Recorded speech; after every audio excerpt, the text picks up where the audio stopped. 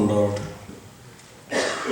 പുറപ്പാട് പുസ്തകം 17-ാം അധ്യായം 1 മുതൽ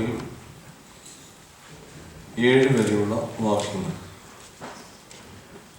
പുറപ്പാട് പുസ്തകം 17-ാം അധ്യായം 1 മുതൽ 7 വരെയുള്ള വാക്യങ്ങൾ.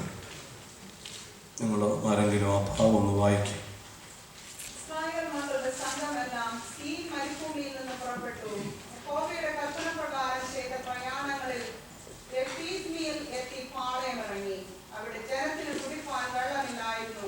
അതുകൊണ്ട് ജനം മോശയോട്, ഞങ്ങൾക്ക് കുടിപ്പാൻ വെള്ളം തരിക എന്ന് കലഹിച്ച് പറഞ്ഞതിന് മോശ അവരോട്, നിങ്ങൾ എന്നോട് എന്തിന് കലഹിക്കുന്നു? നിങ്ങൾ യഹോവയെ പരീക്ഷിക്കുന്നത് എന്ത് എന്ന് പറഞ്ഞു. ജനത്തിന് അവിടെ വെച്ച് നന്നാ ദാഹിച്ചതുകൊണ്ട് ജനം മോശയുടെ നേരെ പിറുപിറുത്തു. ഞങ്ങളും മക്കളും ഞങ്ങളുടെ മൃഗങ്ങളും ദാഹം കൊണ്ട് ചാകേണ്ടതിന് നീ ഞങ്ങളെ മിസ്രയീമിൽ നിന്ന് കൊണ്ടുവന്നത് എന്തിന് എന്ന് പറഞ്ഞു. മോശ യഹോവയോട് നിലവിളിച്ചു, ഈ ജനത്തിന് ഞാൻ എന്ത് ചെയ്യേണ്ടു? അവർ എന്നെ കല്ലെറിയുവാൻ പോകുന്നുവല്ലോ എന്ന് പറഞ്ഞു. യഹോവ മോശയോട്, ഇസ്രായേൽ മൂപ്പന്മാരിൽ ചിലരെ കൂട്ടിക്കൊണ്ട് ഈ നദിയെ അടിച്ച വടിയും കയ്യിലെടുത്ത് ജനത്തിന് മുമ്പാകെ കടന്നു പോകാം. ഞാൻ യോരോബിൽ നിന്റെ മുമ്പാകെ പാറയുടെ മേൽ നിൽക്കും. നീ ആ പാറയെ അടിക്കണം. ഉടനെ ജനത്തിന് കുടിപ്പാൻ വെള്ളം അതിൽ നിന്ന് പുറപ്പെടുമെന്ന് കൽപ്പിച്ചു. ഇസ്രായേൽ മൂപ്പന്മാർ കാണുകയും മോശ അങ്ങനെ ചെയ്തു. ഇസ്രായേൽ മക്കളുടെ കലഹം നിമിത്തവും യഹോവ ഞങ്ങളുടെ ഇടയിൽ ഉണ്ടോ ഇല്ലയോ എന്ന് അവർ യഹോവയെ പരീക്ഷിക്കുന്ന നിമിത്തവും അവൻ ആ സ്ഥലത്തിന് മസ്സ അഥവാ പരീക്ഷ എന്നും മെരീബ കലഹം എന്നും പേരിട്ടു. അത്ര സർവ്വസാധാരണമായി വായിക്കുന്ന ഒരു ഭാഗമാണിതെന്നോ എനിക്ക് തോന്നുന്നില്ല. എന്നാൽ വായിച്ചിട്ടുള്ളവരെ കണ്ടേക്കാം. ഇസ്രായേൽ ജനങ്ങൾ കനാൻ നാട്ടിലേക്കുള്ള യാത്ര തുടങ്ങി നാളുകൾ ഏറെയായി. ഇവരുടെ യാത്രയ്ക്ക് ഒരു സവിശേഷത ഉണ്ടായിരുന്നു.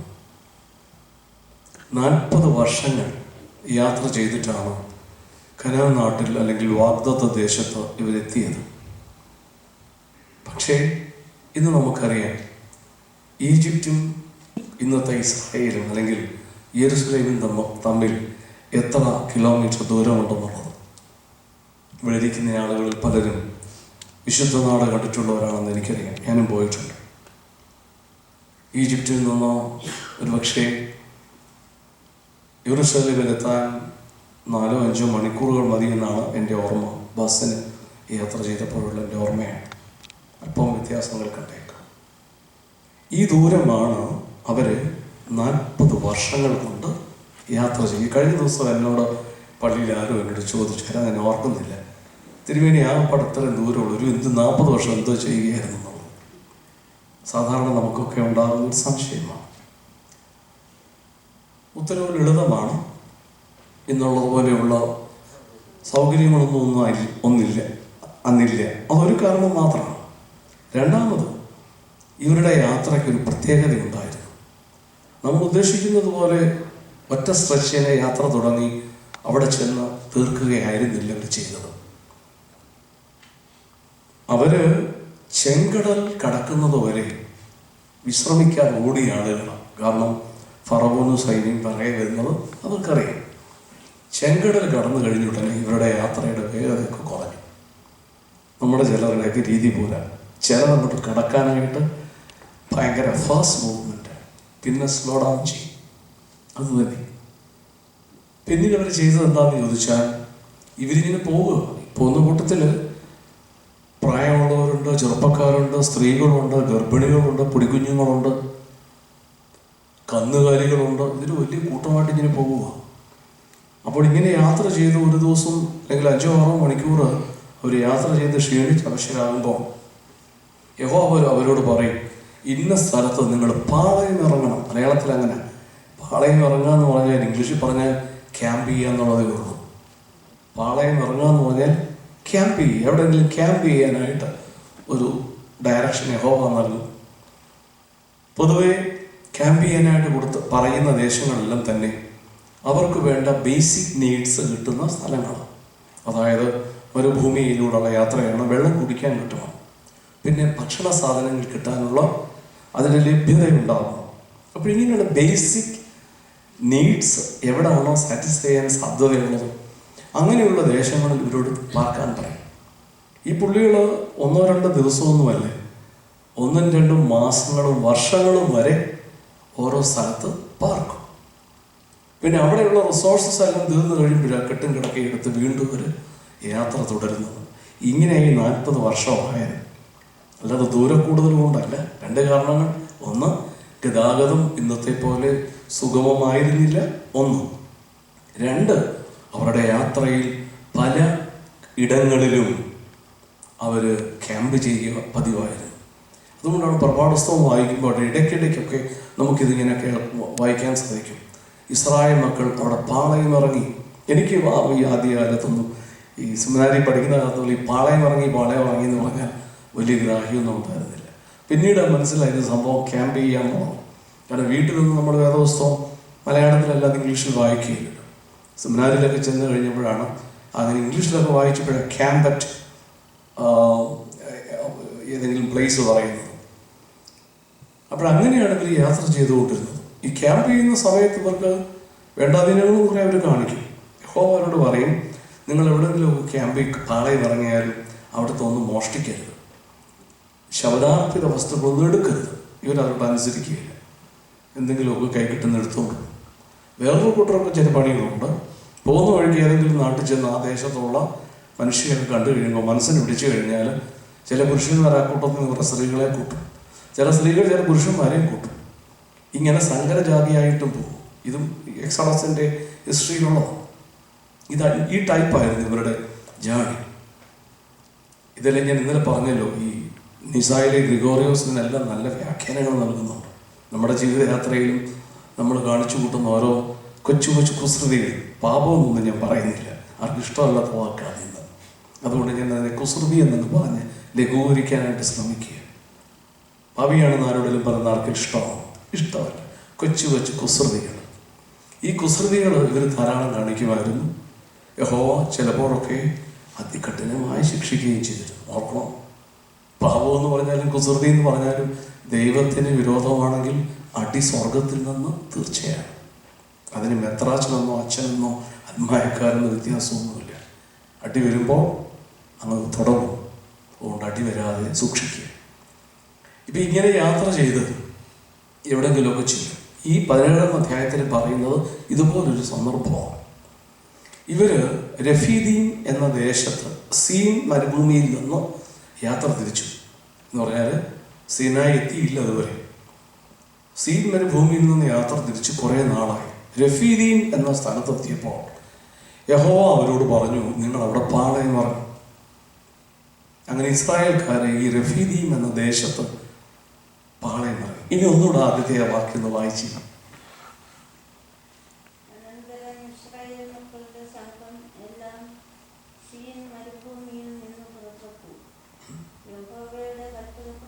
യഹോവയുടെ കൽപ്പന പ്രകാരം വായിച്ചു.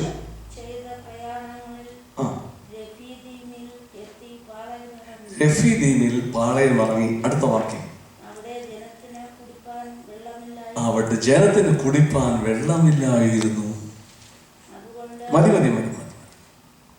അവിടെ ജനത്തിന് കുടിപ്പാൻ വെള്ളം ഇല്ലായിരുന്നു. ഓർത്തു നോക്കിക്കേ, ദീർഘദൂരം യാത്ര ചെയ്ത് ക്ഷീണിച്ച് പശരായിട്ട് വരുന്ന ജനങ്ങൾ. സാധാരണ അതുപോലെ ചെയ്തു വന്നിരുന്ന രീതി, കുടിക്കാനുള്ള വെള്ളവും ഭക്ഷിക്കാനുള്ള വസ്തുക്കളും കിട്ടുന്ന സ്ഥലങ്ങളിൽ പാളയം ഇറങ്ങാനായിട്ടാണ് കൽപ്പന. പക്ഷേ അങ്ങനെ വന്ന ഈ ജനം രഫീദീമിൽ എത്തിയ ഉടനെ യഹോവ പറഞ്ഞു, നിങ്ങൾ ഇവിടെ നിന്ന് താമസിച്ചു കുറച്ച് നാൾ. പാളയം ഇറങ്ങി. പക്ഷെ പ്രോബ്ലം എന്താ? അവിടെ ജനത്തിന് കുടിപ്പാൻ വെള്ളമില്ലായിരുന്നു. വളരെ അടിസ്ഥാനപരമായി വേണ്ടതാണ് യാത്ര ചെയ്ത് ക്ഷീണിക്കുന്നവർക്കുള്ള ദാഹജലം. ഈ കുടിവെള്ളമില്ലാത്തൊരു സ്ഥലത്ത് എന്തിനൊരു യഹോവ ഇവരെ ക്യാമ്പ് ചെയ്യാനായിട്ട് നിർബന്ധിച്ചു എന്ന് എനിക്ക് അറിഞ്ഞുകൂടാ. പക്ഷെ ഒന്നെനിക്കറിയാം, അതെന്താണെന്ന് ചോദിച്ചാൽ, even though we are guided by our Lord God Almighty, sometimes there are certain occasions there we don't have any positive facility. യഹോവയുടെ കൽപ്പനയനുസരിച്ച് ദൈവത്തിൻ്റെ ഡയറക്ഷൻ അനുസരിച്ച് നമ്മൾ ജീവിതയാത്ര നടത്തുമ്പോഴും ചില സ്ഥലങ്ങളിൽ ചില പ്രതികൂലതകൾ നമുക്കുണ്ടാകും. നമുക്കെല്ലാവർക്കും ഒരു തെറ്റിദ്ധാരണയാണ്. അതെന്താണെന്ന് ചോദിച്ചാൽ, ദൈവം എന്ന് പറയുന്നത് എന്താണ്? God is a God of prosperity, അല്ലേ? സമൃദ്ധിയുടെ, എല്ലാ അനുഗ്രഹങ്ങളുടെയും ദാതാവാണ്. One who gives enough prosperity in our life. അവിടെ ദൈവത്തെ നമ്മൾ ഡിഫൈൻ ചെയ്തിരിക്കുന്നത് അങ്ങനെ. പക്ഷേ ഓർക്കണം, ദൈവത്തിൻ്റെ കൽപ്പനപ്രകാരം യാത്ര ചെയ്യുമ്പോഴും മെത്രാച്ചനായിട്ട്, മേൽപ്പട്ടക്കാരനായിട്ട് എന്നെ അഭിഷേകം ചെയ്ത് ദൈവം ഈ സഭയിലാക്കി വെച്ചിട്ടുണ്ട്. എങ്കിലും എനിക്ക് വഹിക്കാവുന്നതിൽ കൂടുതൽ വേദനകളും കഷ്ടതകളും ഒരു പക്ഷേ എൻ്റെ ജീവിതത്തിൽ ദൈവം എനിക്ക് തന്നിരിക്കും. നമ്മുടെ എല്ലാ ജീവിതത്തിൽ അങ്ങനെയാണ്. അതുകൊണ്ട് ഒരിക്കലും ചിന്തിക്കരുത്, ദൈവകൽപ്പനകൾക്കനുസരിച്ച് പോകുന്ന മക്കൾക്കാർക്കും ഒരു ദോഷവും വരികയില്ല എന്നുള്ളത്. ദോഷങ്ങളും പ്രയാസങ്ങളും ഉണ്ടാകും. പക്ഷേ വ്യത്യാസം എന്താണ്? ആത്യന്തികമായിട്ട് അത് ദോഷമായിരിക്കില്ല. ഒരു temporal inconvenience that will lead us to permanent happiness. അതാണ് യാഥാർത്ഥ്യം. ഇവിടെ രഫീദീമിൽ പാളയം ഇറങ്ങാനായിട്ട് യഹോവ കൽപ്പിച്ചു.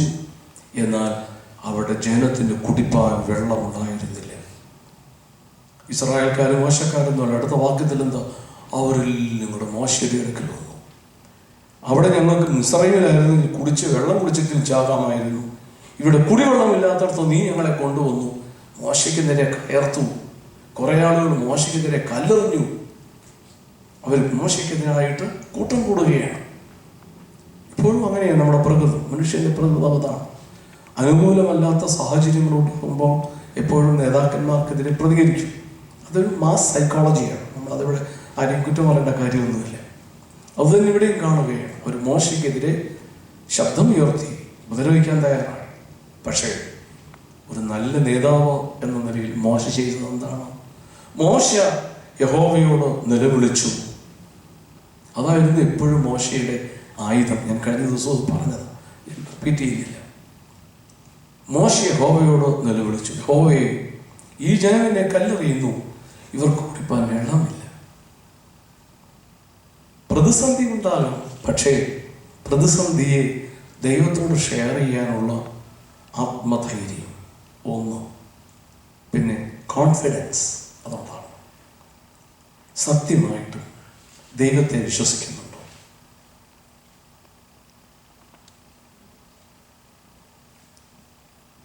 ഉത്തരം പറയേണ്ടതുണ്ട്. ഓരോരുത്തരും ഉള്ളിൻ്റെ ഉള്ളിൽ ചോദിക്കണം, ദൈവത്തെ സത്യമായിട്ട് വിശ്വസിക്കുന്നുണ്ടോ? ഉണ്ടെന്ന് പതുക്കെ പറഞ്ഞാലും ഉറക്കെ പറഞ്ഞാലും ദൈവം നിശ്ചയിക്കട്ടെ. നമുക്ക് നമ്മുടെ ദേവാലയങ്ങൾ സത്യത്തിൽ ദൈവത്തെ കാണാനുള്ള ആലയങ്ങളാണ്. പ്രത്യേകിച്ച് നമ്മുടെ ഇവിടുത്തെ ബാക്ക്ഗ്രൗണ്ട്. എൻ്റെ വാല്യൂഷൻ തെറ്റാണെങ്കിൽ നിങ്ങൾ ക്ഷമിക്കുക. പലപ്പോഴും ഇതൊരു സോഷ്യൽ ഗ്യാതറിംഗ് അല്ലേ? എല്ലാവരും ഇന്ന് കാണാനും ഭക്ഷണം കഴിക്കാനും. ഒരു എല്ലാവരെയും ഞാൻ മൊത്തമായിട്ട് പറയുകയില്ല, ഒരു മൈനോറിറ്റി കണ്ടേക്കാം അല്ലാതെ. പക്ഷേ ഉള്ളിൻ്റെ ഉള്ളിൻ്റെ ഉള്ളിൻ്റെ ഉള്ളിൻ്റെ ഉള്ളിൽ ദൈവത്തെ വിശ്വസിക്കുന്നവർ എത്ര പേരാണ്? ദൈവത്തെ വിശ്വസിക്കുന്നെങ്കിൽ സത്യമായും സത്യമായും നിത്യതയെക്കുറിച്ചും ന്യായവിധിയെക്കുറിച്ചും കൂടെ ചിന്തിക്കേണ്ടിയിരിക്കുന്നു. ഈ ലോകം അത് ശാശ്വതമല്ല. എത്ര വലുതായിട്ട് സൃഷ്ടിച്ചാൽ ഇന്ന് നമ്മുടെ കുഞ്ഞുങ്ങളെ പഠിപ്പിക്കുന്നത് പോലും അതാ. പിള്ളേർ ക്ലാസ്സിലോട്ട് ചെയ്താൽ ആദ്യം പറഞ്ഞു കൊടുക്കുന്നത് സയൻസ് കണ്ടുപിടുത്തങ്ങൾ തന്നെ മോശമാണെന്നല്ല. ഒരു കാലഘട്ടത്തിൽ 20-ാം നൂറ്റാണ്ടിൻ്റെ 2ാം പകുതി വരെ ബയോളജി ക്ലാസ്സിൽ എല്ലാവരും ഡാർവിനിസം പഠിക്കണം. ചാൾസ് ഡാർവിൻ്റെ തിയറി ഓഫ് എവല്യൂഷൻ അല്ലേ? പക്ഷേ ഇന്നത്തെ ശാസ്ത്രം അതെടുത്ത് വലിച്ചെറിഞ്ഞു.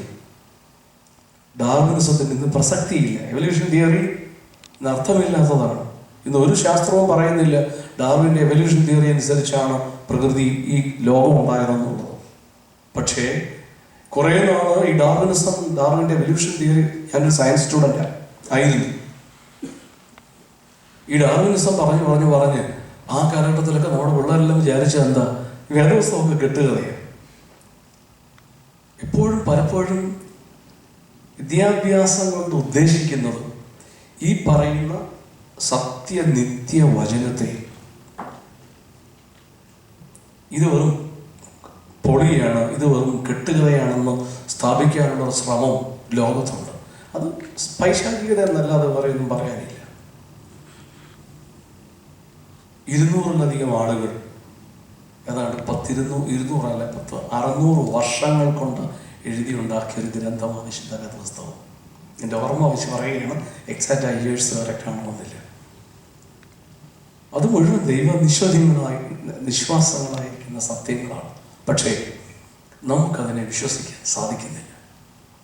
അതുകൊണ്ടാണ് ഞാൻ പറഞ്ഞത്, ദൈവമുണ്ട് എന്ന് വിശ്വസിക്കുന്നവർ, അന്തരംഗത്തിൽ വിശ്വസിക്കുന്നവരുടെ എണ്ണം കുറയുന്നു. നമ്മൾ ക്രിസ്ത്യാനികളൊക്കെയാണ്. ദൈവമുണ്ടെന്നൊരു വിശ്വാസം ഹൃദയത്തിൻ്റെ ഉള്ളറയിൽ ഉണ്ടെങ്കിൽ നിത്യതയെക്കുറിച്ച്, നിത്യതയെക്കുറിച്ചും ന്യായവിധിയെക്കുറിച്ചും ഒരു ചിന്ത കൂടെ നമുക്കുണ്ടാകുന്നു. ന്യായവിധിയെക്കുറിച്ചൊരു ബോധം നമുക്കുണ്ടെങ്കിൽ ഇന്ന് ഞാനും നിങ്ങളും നമ്മൾ ചെയ്യുന്ന പലതും നമ്മൾ ചെയ്യുകയില്ല.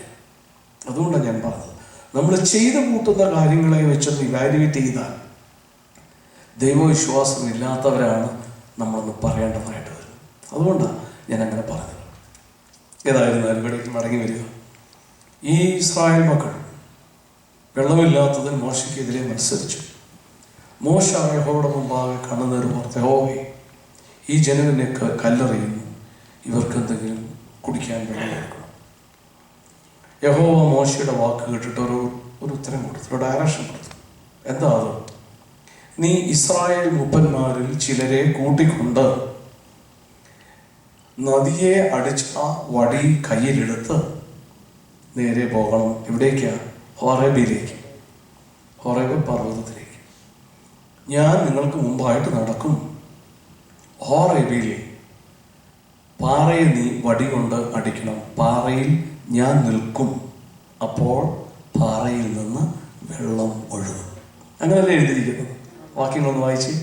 പാറയുടെ മേൽ നിന്റെ അല്ല, അതിന് മുമ്പുള്ള വാക്യത്തിൽ, അതിനു മുമ്പ് നീ വെള്ളം കിട്ടാനായിട്ടുള്ള മാർഗമായി പറയുന്നത്. ഇസ്രായേൽ മൂപ്പന്മാരിൽ ചിലരെ കൂട്ടിക്കൊണ്ട് നീ നദിയെ അടിച്ച വടിയും കയ്യിലെടുത്ത് ജനത്തിന്റെ മുമ്പാകെ നടക്കണം. ഹോറേബിൽ പാറയുടെ മുമ്പാകെ ഞാൻ നിൽക്കും. നീ പാറയെ അടിക്കണം. ഉടനെ ജനത്തിന് കുടിപ്പാനുള്ള വെള്ളം കിട്ടും. സത്യം പറഞ്ഞാൽ മതി. ഇത്രയും വളഞ്ഞ വഴിയൊക്കെ പറയേണ്ട കാര്യമല്ലോ ഉണ്ടായിരുന്നു. മോശെ, നീ കുറച്ച് വടക്കോട്ട് നടക്ക്, അവിടെ ഒരു താഴ്വരയുണ്ട്, അവിടെ ഒരു കൊച്ചു കുളം കുഴിക്ക്, ഇഷ്ടം പോലെ വെള്ളം കിട്ടുമെന്ന് പറഞ്ഞാൽ വെള്ളം കിട്ടുകയില്ലായിരുന്നു, ഇല്ലേ? പക്ഷെ പറഞ്ഞത് എന്താ? നീ ഇസ്രായേൽ മൂപ്പന്മാരിൽ ചിലരെ കൂട്ടിക്കൊണ്ട് നദിയെ അടിച്ച വടിയും കയ്യിലെടുത്ത് ഹോറേബിലേക്ക് നടക്ക്. അവിടെ ഒരു പാറയുണ്ട്, ആ പാറയിൽ ഞാൻ നിൽക്കും. നീ ആ പാറയെ അടിക്കണം, പാറയിൽ നിന്ന് അവർക്ക് വേണ്ട വെള്ളം കിട്ടും. എന്താ ഇതിൻ്റെ അർത്ഥം? സഭയുടെ വിശ്വാസ പൈതൃകത്തിൻ്റെ അടിസ്ഥാനത്തിൽ ഇതിനൊരു വ്യാഖ്യാനം നൽകാൻ ഞാൻ ആഗ്രഹിക്കുക. അതാണ് ഇന്നത്തെ ദൂത്. പ്രതിസന്ധിയെ നേരിടാനായിട്ട്, ജീവിതത്തിൽ ഉണ്ടാകുന്ന പ്രതിസന്ധിയെ നേരിടാനായിട്ട് 3 മാർഗങ്ങൾ യഹോവ കൽപ്പിക്കുകയാണ്. ആദ്യത്തേത്, ഇസ്രായേൽ മൂപ്പന്മാരിൽ ചിലരെ കൂട്ടിക്കൊണ്ട്. ആരാ ഇസ്രായേൽ മൂപ്പന്മാര്? ഇസ്രായേൽ എത്ര ഗോത്രങ്ങളാണ്? 12. ഈ ജനം വർദ്ധിച്ചു കഴിഞ്ഞപ്പോൾ മോശയുടെ അമ്മായിപ്പൻ ഇത്രോ മോശയ്ക്കൊരു നല്ല ഐഡിയ പറഞ്ഞു കൊടുത്തു. നീ തന്നെ വിചാരിച്ച് യവന്മാരെ എല്ലാം കൊണ്ടുപോകാൻ പറ്റുകയില്ല. അതുകൊണ്ട് നീ ഒരു കാര്യം ചെയ്യുക, ഓരോ ഗോത്രത്തിൽ നിന്ന് ഓരോരുത്തരെയായിട്ട് മൂപ്പന്മാരായിട്ട് തിരഞ്ഞെടുക്കണം. എന്നിട്ട് നിനക്ക് ജനത്തോട് പറയാനുള്ളത് അവരോട് പറയണം. അവർ നിനക്ക് വേണ്ടി അത് പറഞ്ഞോളൂ. ഇത്രോവിൻ്റെ ഐഡിയ ആയിരുന്നു. മോശ അതുപോലെ ചെയ്തു. അങ്ങനെ 12 ഗോത്രങ്ങളിൽ നിന്നായിട്ട് അദ്ദേഹം തിരഞ്ഞെടുത്ത ലീഡേഴ്സാണ് ഈ 12 മൂപ്പന്മാർ. അവരെയാണ് കൂട്ടുവിളിക്കാനായിട്ട് പറഞ്ഞിരിക്കുന്നത്. ഇവരില്ലാതെ പോയി പാറയടിച്ച വെള്ളം കിട്ടുകയില്ലേ? കിട്ടും. പക്ഷേ അവരെ വിളിക്കണമെന്നാണ് പറഞ്ഞത്. എന്തുകൊണ്ടാണെന്നറിയാമോ? ജീവിതത്തിൽ പ്രതിസന്ധികൾ ഉണ്ടാകുന്ന നേരത്ത് we need company of our community. ഈ 12 നേതാക്കന്മാർ യഥാർത്ഥത്തിൽ 12 ഗോത്രങ്ങളെയാണ് റെപ്രസെന്റ് ചെയ്യുന്നത്. നമ്മുടെ ദൈവശാസ്ത്രത്തിന്റെ അടിസ്ഥാനത്തിൽ പറയുകയാണെങ്കിൽ ആ കമ്മ്യൂണിറ്റിയാണ് ചർച്ച്, സഭ. അതാണ് സഭയിലൂടെയാണ് ജീവിതത്തിന്റെ പ്രതിസന്ധികളെ നേരിടാനുള്ള ത്രാണി നേടിയെടുക്കേണ്ടത്.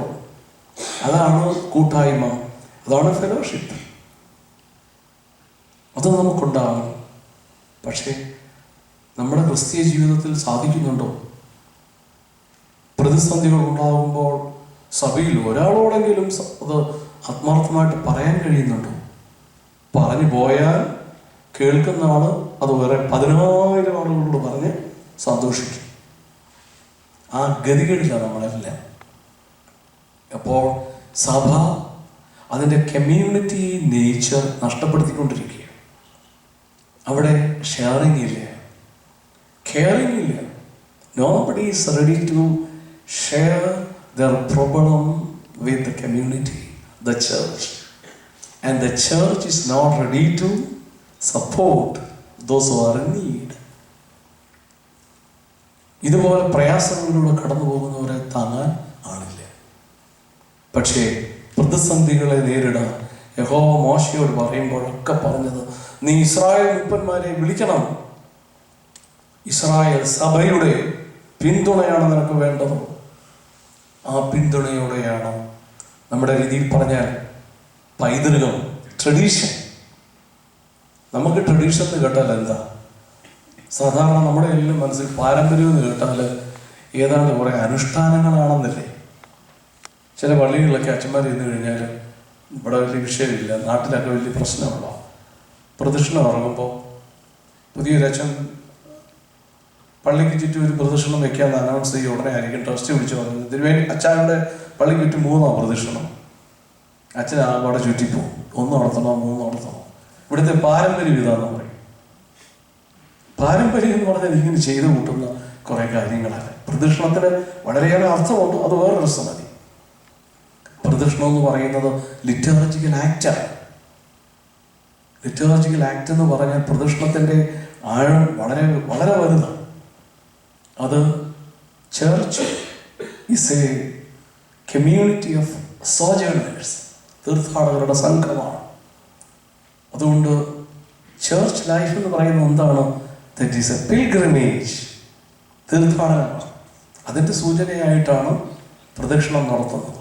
പക്ഷേ അങ്ങനെ പ്രദക്ഷിണം നടത്തുന്ന, തീർത്ഥാടനം നടത്തുന്ന നേരത്ത് ഒറ്റ ഗോളേ ഉള്ളൂ. എന്താ അത്? The cross.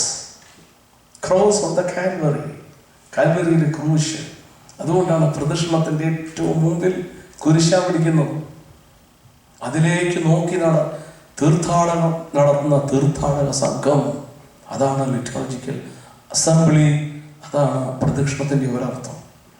മറ്റൊരർത്ഥം എന്ന് പറയുന്നത് ദ ചർച്ച് ഈസ്, ദൈവശാസ്ത്രത്തിൽ എക്ലീസിയോളജി എന്ന് പറയുന്ന സഭാവിജ്ഞാനികത്തിന് അതിനകത്തൊരു സെന്റൻസ് ഉണ്ട്. Church is the extension of incarnation. Church is the extension of incarnation. മനുഷ്യാവതാരത്തിന്റെ തുടർച്ചയാണ് സഭ. നിങ്ങളിവിടെ ശിവ നമസ്കാരം പാടുന്നുണ്ട്. വെള്ളിയാഴ്ച സന്ധ്യാനമസ്കാരത്തിന്റെ ശിവ നമസ്കാരത്തിലെ അവസാനത്തെ ബൗസായിലെ അവസാന വരി എന്താണെന്നറിയോ? സഞ്ചാരത്താൽ മഷിഹ മണ്ണിൻ മുള്ളുകൾ നീക്കി തള്ളപ്പെട്ടോ രാധാം വീണ്ടും പർവീസാർന്നു. എന്ത് രസമാണ്! അബ്രഹാമിന്റെ യാക്കോബിന്റേതാണ്. സഞ്ചാരത്താൽ മഷിഹ മണ്ണിൽ മുള്ളുകൾ നീക്കി. ഇതുമാത്രം അർത്ഥമെന്നറിയും. സഞ്ചാരം സൊറിയാനിയിൽ കിടക്കുന്നത് ദബറോനൂസോ, ഇംഗ്ലീഷിൽ എക്കോണമി, മനുഷ്യാവതാരം. അതിനെയാ സഞ്ചാരം എന്ന് പറയുന്നത്. അതുകൊണ്ടാണ് പിതാക്കന്മാർ പറയുന്നത് incarnation itself is sacramentalisation of the whole creation. സൃഷ്ടിയുടെ ശുദ്ധീകരണമോ കൗദാശീകരണമോ ആയിരുന്നു ഇൻകാർണേഷൻ. മനുഷ്യാവതാരത്തിലൂടെ സൃഷ്ടിയെ നവീകരിക്കുകയായിരുന്നു, സൃഷ്ടിയെ കൂദാശ ചെയ്യുകയായിരുന്നു. ഇതാണ് നമ്മുടെ ദൈവശാസ്ത്രം. അതുകൊണ്ടാണ് സഞ്ചാരത്താൽ മഷിക മഞ്ഞിൻ മുള്ളുകൾ നീക്കി. എവിടെ മുള്ളുണ്ടായത്? പണ്ട് ആദാം വേണ്ടാതെന്ന് ചെയ്തു കഴിഞ്ഞപ്പോൾ പുറത്താക്കിയിട്ട് എങ്ങോട്ടാക്കിയിട്ടത്? മുള്ളും പറക്കാരെയും മാത്രമുള്ള സ്ഥലം. ആ മുള്ളിനെയാണ് മഷിക മാറ്റുന്നത്. എങ്ങനെ? ത്രൂ ദി ഇൻകാർണേഷൻ, തൻ്റെ സഞ്ചാരത്താൽ. എന്ന് പറഞ്ഞാൽ what is the role of the church? Church is the extension of incarnation. If church is the extension of incarnation, then church has the duty to sanctify the community society wherever it exists. അതെവിടെ നിൽക്കുന്നു? ആ ദേശത്തെ ശുദ്ധീകരിക്കാനായിട്ടാണ്. അതുകൊണ്ട് പ്രദക്ഷിണം പോകുന്ന പാതകൾ, അത് കടന്നു പോകുന്ന ദേശങ്ങൾ അനുഗ്രഹിക്കപ്പെടുകയാണ്. നമ്മുടെ നാടിൻ പുറത്തൊക്കെ പഴയ ദേവാലയങ്ങളിലൊക്കെ 8-10 കിലോമീറ്റർ പ്രദക്ഷിണം നടത്തുന്നത്. ആ പോകുന്ന ദേശങ്ങളിലെല്ലാം വാഴ്ത്തി അനുഗ്രഹിക്കപ്പെടുകയും കർത്താവിൻ്റെ രക്ഷാകരമായ കുരിശും വഹിച്ചുകൊണ്ട് ലിറ്റർജിക്കൽ അസംബ്ലി നടത്തുന്ന ഒരു വലിയ തീർത്ഥാടനമാണ്. ആ തീർത്ഥാടനത്തിലൂടെ പ്രകൃതി അനുഗ്രഹിക്കപ്പെടുന്നു എന്നൊരു വലിയ ആശയമുണ്ട്. ഇതിലെ പ്രദർശനത്തിൻ്റെ അർത്ഥതലങ്ങളാണ്, ഞാൻ ഇതിലേക്ക് അധികം പറയുന്നില്ല. ഏതായിരുന്നാലും ഇസ്രായേൽ മക്കളെ സംബന്ധിച്ചിടത്തോളം ദാഹജലം കിട്ടാതെ വന്ന സാഹചര്യത്തിൽ അത് വീണ്ടെടുക്കാൻ, അവർക്ക് ആ ക്രൈസിസ് ഓവർകം ചെയ്യാനായിട്ട് മോശയ്ക്ക് നൽകുന്ന ആദ്യത്തെ ഡയറക്ഷൻ ഇതാണ്: ഇസ്രായേൽ മൂപ്പന്മാരിൽ ചിലരെ നീ വിളിക്കണം, അവരുടെ company of the faithful of the church to overcome the crisis. മറ്റു രീതിയിൽ പറയുകയാണെങ്കിൽ പൈതൃകത്തോട് വിധേയത്വം ഉണ്ടാകും. അത് ഈ ടെക്സ്റ്റ് വരുന്നൊരു മെസ്സേജാണ്. രണ്ടാമത്തെ ഡയറക്ഷൻ എന്താണ്? നദിയെ അടിച്ച വടി നീ കയ്യിലെടുക്കണം. അത് വളരെ രസകരമായിട്ട് എനിക്ക് തോന്നിയിട്ടുണ്ട്. നദിയെ അടിച്ച വടി. അറിയാമോ ഏതാ വടിയെന്ന്? ഞങ്ങൾ പിടിച്ചിരിക്കുന്ന അംശോടിയല്ലോ. നദിയെ അടിച്ച വടി എന്ന് പറയുന്നത് പണ്ട് സീനായി മലയുടെ താഴ്വരയിൽ വെച്ച്, ഞാൻ കഴിഞ്ഞ പ്രസംഗത്തിൽ ദിവസത്തെ ഒരു ടോക്കിൽ പറഞ്ഞല്ലോ, സീനായിൽ വെച്ചുള്ള first confrontation between Moses and Jehovah. അവിടെ യഹോവ ചോദിച്ചു, മോശ ചോദിച്ചു, നീ ആരാന്നൊക്കെ ചോദിച്ചു. അതെല്ലാം കഴിഞ്ഞിട്ട് മോശ വീണ്ടും പാവം ചോദിച്ചു, യഹോവേ നീ എന്നെ പറഞ്ഞു വിട്ടോന്ന് ഞാൻ ആ ഫറവോന്റെ അടുക്ക പോയി പറഞ്ഞു, അയാൾ വിശ്വസിക്കുമോ? വളരെ സ്പോണ്ടേനിയസ് ആയ ഇന്നസെന്റ് ക്വസ്റ്റ്യൻ ആണ്. യഹോവ പറഞ്ഞു, മോശേ നിന്റെ കയ്യിൽ എന്തുണ്ട്? ആട്ടിടയിലാണ്ട് ഒരു വടിയുണ്ട്. എൻ്റെ കയ്യിൽ വടിയേ ഉള്ളൂ, അത് നീ താഴെ ഇട്ടേ. വടി താഴെ ഇട്ടു. ഉടനെ അത് സർപ്പമായി തീർന്നു. മോശ പേടിച്ച് അരണ്ട്. അവിടെ പേടിക്കേണ്ട, നീ അതിൻ്റെ വാലൊരിഞ്ഞ് പിടിച്ചാണ്. അതിൻ്റെ വാലയെ പിടിച്ചു. ആ സർപ്പം തൻ്റെ കയ്യിലുണ്ടായിരുന്ന വടിയായിട്ട് വീണ്ടും തീർന്നു. വിട്ടില്ല, ഈ വടി കളഞ്ഞില്ല. മോശയ്ക്കൊരു ധൈര്യമായി. ഫറവോന്റെ അടുത്ത് ചെന്നു, ഇതുപോലെ ചെയ്തു. ഫറവോൻ ആദ്യം പേടിച്ചു. പക്ഷേ ഫറവോന്റെ അരവരയിലുള്ള മന്ത്രവാദികൾ ഈ പണി ചെയ്തപ്പോൾ മോശയ്ക്ക് പ്രയാസമായി. പിന്നീട് കുറെ അറിയാമല്ലോ, കുറെ ബാധകൾ വരുത്തി. ഒരു ബാധ എന്തായിരുന്നു? ഈജിപ്തിൽ വലിയ ദാരിദ്ര്യമുള്ളൊരു സാധനമുണ്ട്, വെള്ളം. അതുകൊണ്ട് മോശ ഒരു കാര്യം ചെയ്ത് യഹോവ പറഞ്ഞനുസരിച്ച് ഈ വടി കൊണ്ട് ഈജിപ്തിലെ ഏതോ ഒരു ജലാശയത്തെ അടിച്ചു. ഉടനെ അവിടെ എല്ലാം രക്തമായി. അപ്പോൾ മോശയ്ക്ക് വീണ്ടും ധൈര്യം വന്നു, ഇവ മോശക്കാരനല്ല, ഈ വടി തീർന്നില്ലേ. ഈ വടി കൊണ്ടാണ് പിന്നീട് യാത്ര തുടങ്ങി. യാത്രയുടെ ആദ്യ സന്ധ്യയിൽ നിരാശരായിട്ട് ചെങ്കടലിൻ്റെ നൈൽ നദിയുടെ തീരത്ത് നിൽക്കുക. അപ്പുറത്ത് പോകണം, പുറകിൽ സൈന്യമുണ്ട്. എന്താ ചെയ്യേണ്ടത്? യഹോവയോട് നിലവിളിച്ചു. യഹോവ പറഞ്ഞു, നിന്റെ കയ്യിലുള്ള വടി കൊണ്ട് നീ നദിയെ അടിക്കുക. പിന്നൊന്നും ചിന്തിച്ചില്ല. ഈ മോശയുടെ പ്രത്യേകത എന്താണെന്ന് ചോദിച്ചാൽ ഒബീഡിയൻസ് വിതൗട്ട് എനി ക്വസ്റ്റ്യൻ. ഒരു ചോദ്യം ചോദിക്കത്തില്ല, പറയുന്നതൊന്നും അനുസരിക്കും. ഉള്ളതാണോ യഹോവയെന്ന് ചോദിക്കത്തില്ല. നമ്മളങ്ങനല്ല. നമ്മളോട് സാക്ഷാൽ ദൈവം വരാൻ പാതിരാത്രിക്ക് എന്ന് നേരിട്ട് പറഞ്ഞാൽ പോലും നമ്മൾ തിരിച്ചൊന്ന് ചോദിക്കും, നടക്കുന്ന കാര്യമല്ലാണ്. അതാണ് നമ്മുടെ ഫെയ്ത്തിൻ്റെ ഡെപ്ത്. മോശ ഒരിക്കലും അങ്ങനെയല്ല. അദ്ദേഹം പൂർണ്ണമായും അനുസരിക്കുമായിരുന്നു. നീ നദിയെ അടിക്കുക. ആ വടിയുള്ള നദിയെ അടിച്ചു. യഹോവ വലിയൊരു കിഴക്കൻ കാറ്റടിപ്പിച്ചു. പുറപ്പാട് പുസ്തകത്തിൻ്റെ 14-ാം അധ്യായത്തിലുണ്ട്. നിങ്ങൾക്കറിയാം ചരിത്രമൊക്കെ. വെള്ളം 2 മതിലായിട്ട് നിന്നു. ഉണങ്ങിയ നിറത്തോടെ ഇസ്രായേൽക്കാരെ പോയി. അന്ന് തൊട്ട് മോശയുടെ കയ്യിലിരിക്കുന്ന ഈ വടിയുടെ പേരാണ് നദിയെ അടിച്ച വടി. മോശയെ സംബന്ധിച്ച് പിന്നീട് അദ്ദേഹത്തിൻ്റെ മരണം വരെ ഈ വടി കയ്യിലുണ്ടായിരുന്നു. മോശയ്ക്ക് ഈ വടി കേവലം ഒരു മരക്കൊമ്പല്ല, മറിച്ച് the rod, that staff is the symbol of the presence of Yahweh. യഹോവയുടെ സാന്നിധ്യത്തിൻ്റെ പ്രതീകമാണ്. ദൈവ സാന്നിധ്യത്തിൻ്റെ പ്രതീകം. അതായിരുന്നു അദ്ദേഹത്തിൻ്റെ ജീവിതയാത്രയിൽ ആ വടി. ഈ വടി കയ്യിലെടുക്കണമെന്നാണ് പറഞ്ഞത്. നമ്മുടെ സഭാ ജീവിതത്തിൽ ഇതിനോട് താരതമ്യം ചെയ്യാവുന്ന എന്തെങ്കിലും ഉണ്ടോ? നിത്യമായി എന്നും ദൈവ സാന്നിധ്യം നമ്മോട് കൂടെ വസിക്കേണ്ടതിന് എന്തെങ്കിലും നമ്മുടെ പക്കലുണ്ടോ? ഉണ്ട്. അതാണ് കൂദാശകൾ. കൂദാശകൾ, സാക്രമെന്റൽ ലൈഫ്. ഓർത്തഡോക്സ് ദൈവശാസ്ത്രത്തിൽ സാക്രമെന്റൽ ലൈഫിന് കൂദാശിക ജീവിതത്തെ നിസ്സാരമായി കാണാൻ ഒക്കെയില്ല. ജനനം മുതൽ മരണം വരെ ഈ കൂദാശിക അനുഭവങ്ങളുടെ വിവിധ സ്റ്റേജസിലൂടെ നമ്മൾ കടന്നു പോകുന്നത്. കൂദാശകളെ കുറിച്ചുള്ള ദൈവശാസ്ത്രത്തിൽ പഠിപ്പിക്കുന്ന ഒരു വാക്കുണ്ട്, സാക്രമെന്റൽ പ്രസൻസ് ഓഫ് ക്രൈസ്റ്റ്. ക്രിസ്തുവേശുവിൻ്റെ കൗദാശിക സാന്നിധ്യം. The presence of Christ through the participation in sacrament that will continue till the end of our life. അപ്പോൾ ക്രിസ്തുവേശുവിൻ്റെ കൗദാശിക സാന്നിധ്യം നമ്മോട് കൂടെ ഉണ്ട്.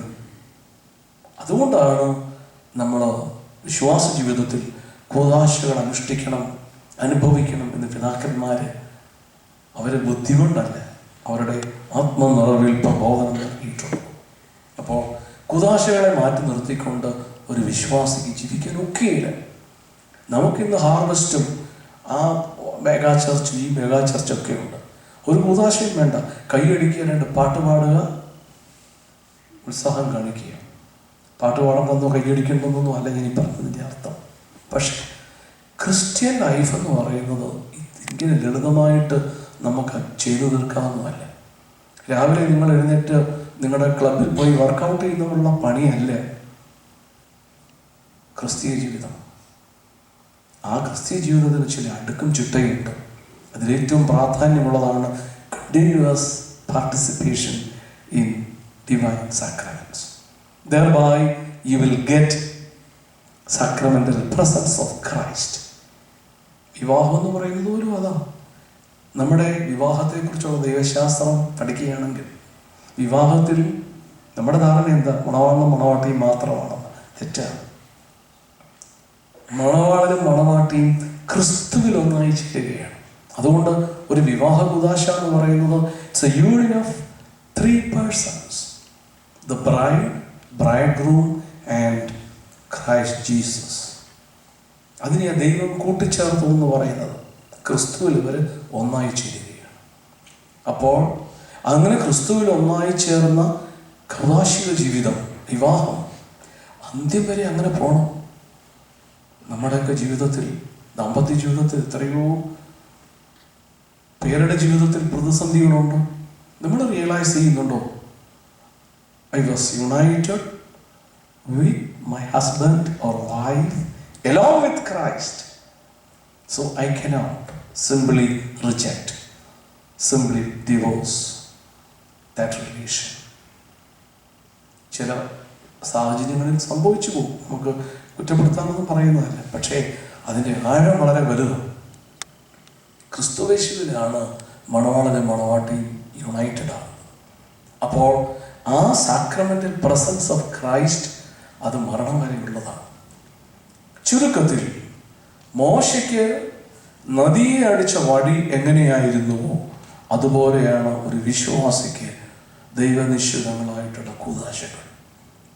അല്ലെങ്കിൽ whenever we face a crisis in our life, we should use the rod of sacrament. The rod of sacrament, which represents the continuous presence of Christ Jesus. ക്രിസ്തുവേശുവിൻ്റെ തുടർച്ചയായ സാന്നിധ്യം നമുക്ക് തരുന്ന കൂദാശകൾ. കൂദാശകളെ നിസ്സാരമായിട്ട് കാണരുത്. ഞാൻ ആദ്യം പറഞ്ഞു, ആദ്യത്തെ റെമഡി എന്താണ്, അല്ലെങ്കിൽ ഡയറക്ഷൻ എന്താണ്?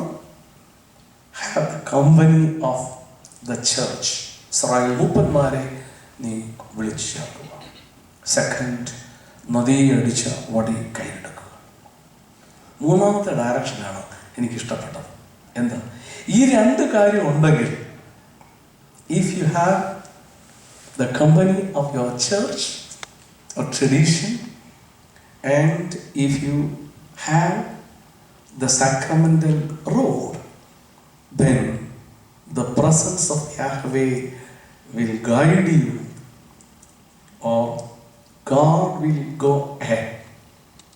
ദൈവം മുമ്പേ നടക്കും. ദൈവം മുമ്പേ നടക്കും. ഞാൻ നിനക്ക് മുമ്പായിട്ട് പോകാം. എവിടേക്കാ? ഹോറബിലേക്ക്. ആ ഹോറബിൽ ചെന്നാൽ ചെയ്യേണ്ടത് എന്താ? പാറയെ നീ അടിക്കണം. പാറയിൽ ഞാൻ കാണും. പാറയിൽ നിന്നും ദാഹജലം വരും. പാറയെന്ന് കേട്ടാലേ ഇപ്പോഴും നമ്മുടെ മനസ്സിൽ വരുന്നത് എന്താ? കാഠിന്യം, അല്ലേ? റോക്ക്. ആ പദം തന്നെ ഒരു കുറച്ച് എന്തുവാ, പിന്നെ കട്ടിയുള്ളതാണ്. റോക്ക്, പാറ, കാഠിന്യമാണ് നമ്മുടെ മനസ്സിൽ വരുന്നത്.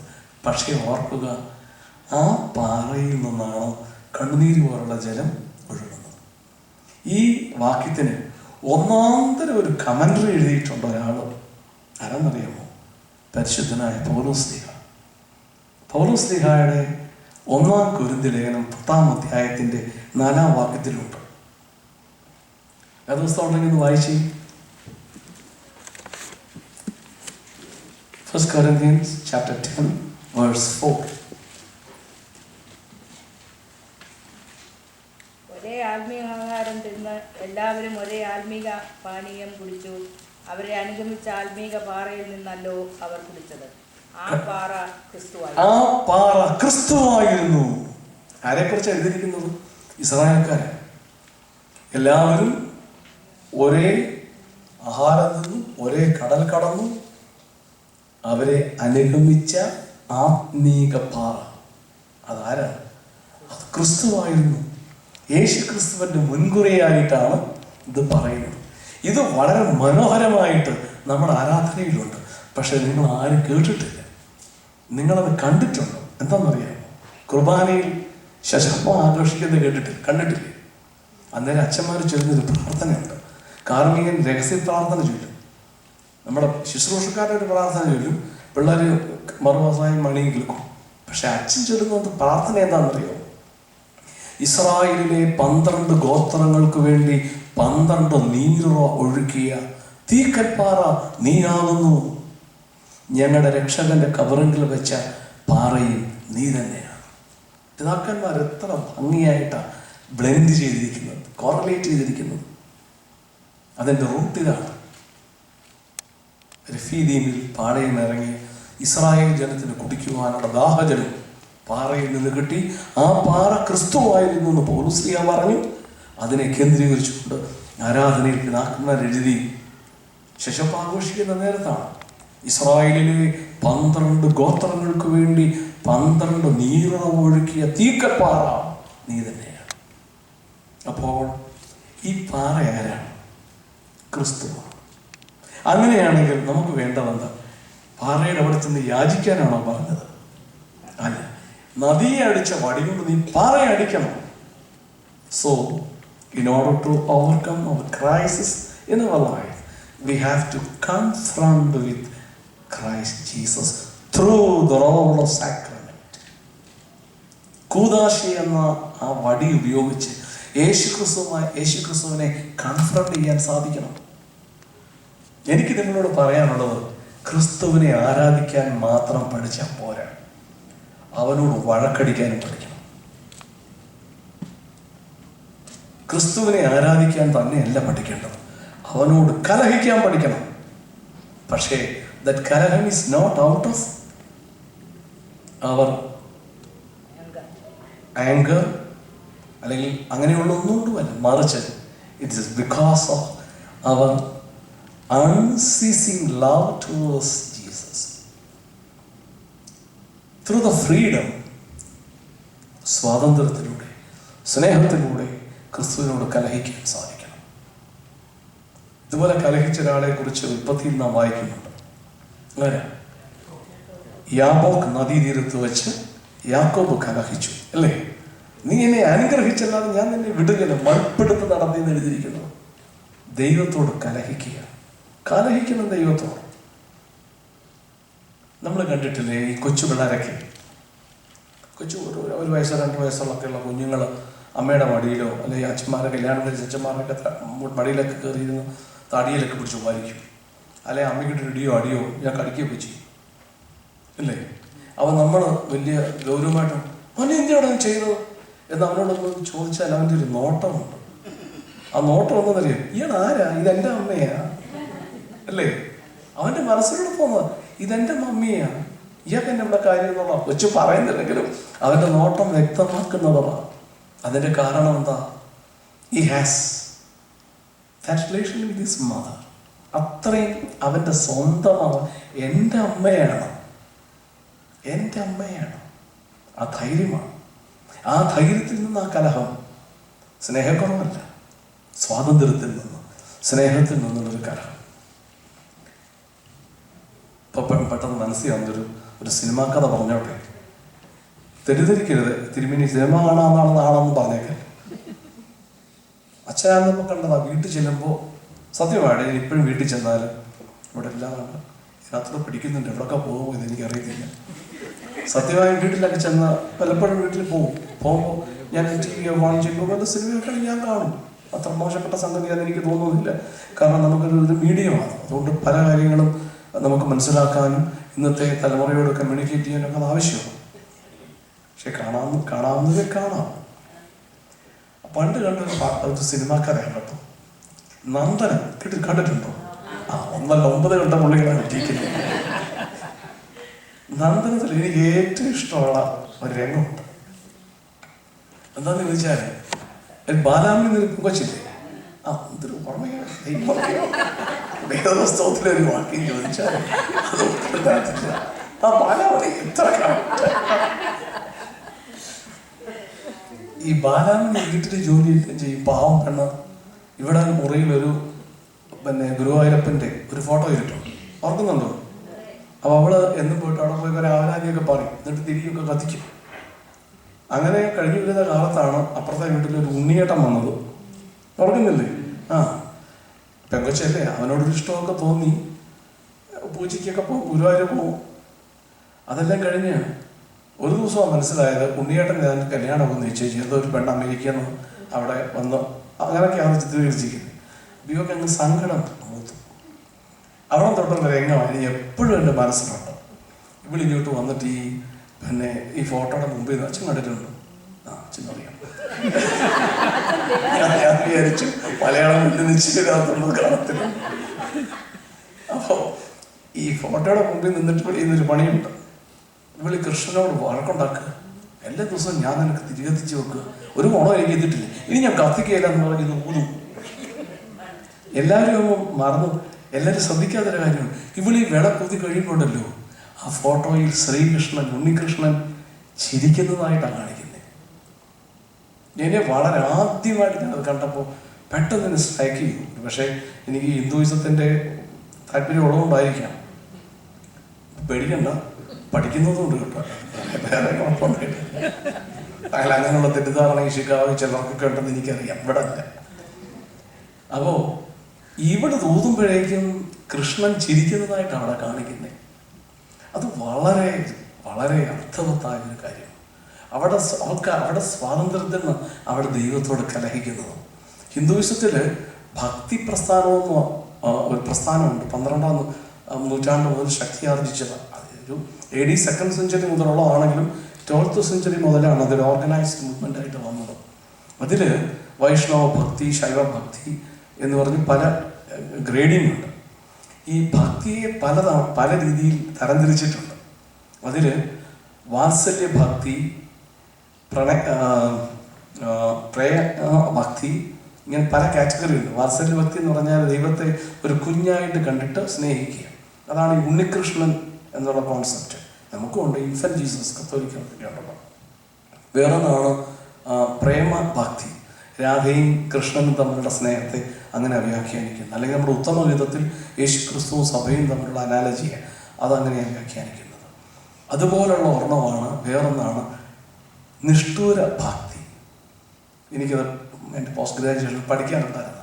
നിഷ്ഠൂര ഭക്തി 5 കാറ്റഗറി ഉണ്ട്, ക്ലാസിഫൈ ചെയ്തിട്ടുണ്ട്. ഒന്ന് നിഷ്ഠൂര ഭക്തിയാണ് എന്ന് പറഞ്ഞാൽ ദൈവത്തോട് വഴക്കുണ്ടാക്കുന്നു.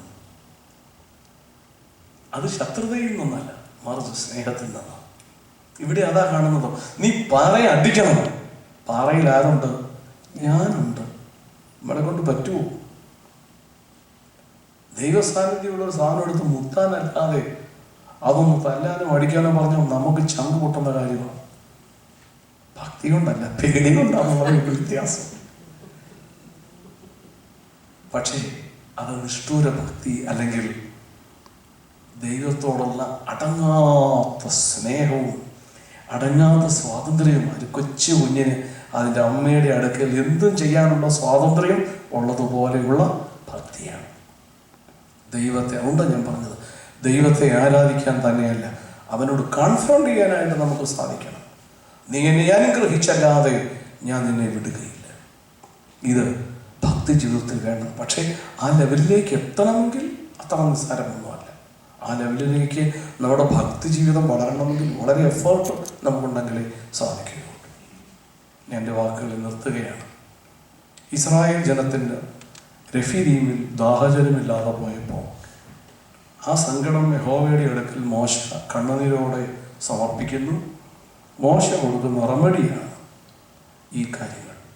ഇസ്രായേൽ മൂപ്പന്മാരിൽ ചിലരെ വിളിച്ച് നദിയെ അടിച്ച വടി കയ്യിലെടുത്ത് നീ ഹോറേബിലേക്ക് നടക്കാം.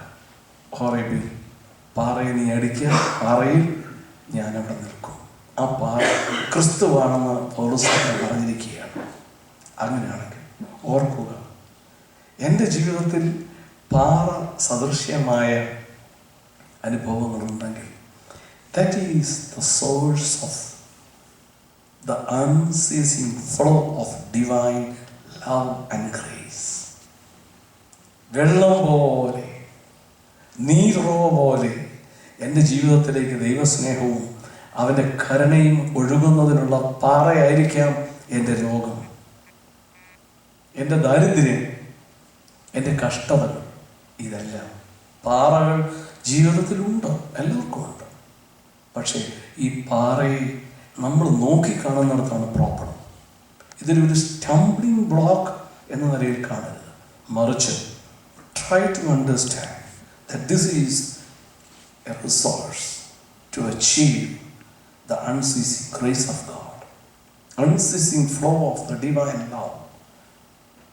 ദൈവസ്നേഹത്തിൻ്റെ പറ്റാത്ത ഉറവയാണ് എൻ്റെ ഈ പാറ. ചില മനുഷ്യരെങ്കിലും അത് തിരിച്ചറിഞ്ഞിട്ടുള്ളവരുണ്ട്. ജീവിതത്തിലെ ദുരിതങ്ങളിൽ നിന്ന്, കഷ്ടതകളിൽ നിന്ന് അടങ്ങാത്ത ദൈവസ്നേഹത്തെ ആർജിച്ചെടുത്തവരുണ്ട്.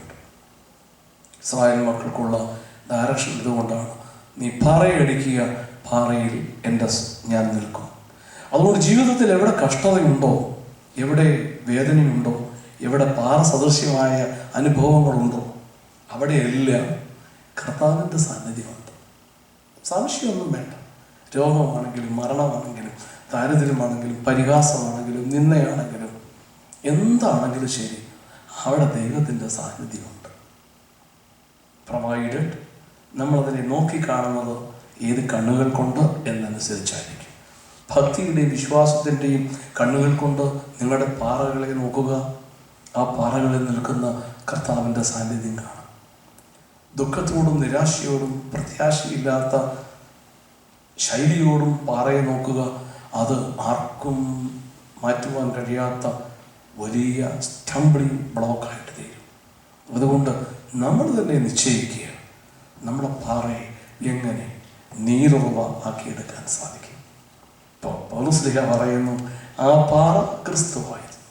ഇസ്രായേലിലെ 12 ഗോത്രങ്ങൾക്ക് വേണ്ടി 12 നീരുറവുകൾ ഒഴുകിക്കൊടുത്ത പാറ. ഞാൻ വാക്കുകൾ ചുരുക്കുന്നു. ജീവിതത്തെ ഇത്തരത്തിൽ കാണും. നമ്മുടെ ജീവിതയാത്രയിൽ എവിടെയൊക്കെ പാളയം ഇറങ്ങുന്നു യഹോവയുടെ വാക്കുകൾക്കനുസരിച്ച്. പക്ഷേ പാളയം ഇറങ്ങുന്ന ദേശത്തെല്ലാം നാം ആഗ്രഹിക്കുന്നത് പോലെ എല്ലാം ലഭിക്കണമെന്നില്ല. എന്നാൽ അവിടെ കർത്താവിനോട് ചോദിച്ചാൽ, കണ്ണുനീരോടുകൂടി ചോദിച്ചാൽ അവൻ ഉത്തരം തരും. ആ ഉത്തരം ശ്രദ്ധിക്കുക, അതിനനുസരിച്ച് പ്രവർത്തിക്കുക. അവിടെയാണ് സഭയുടെ, അവിടെയാണ് കൂദാശകളുടെ, അവിടെയാണ് ദൈവത്തോട് കലഹിക്കുന്നതിൻ്റെ അർത്ഥവും ആഴവും നിലനിൽക്കുന്നത്. സർവശക്തൻ എല്ലാവരെയും വാഴ്ത്തി അനുഗ്രഹിക്കും.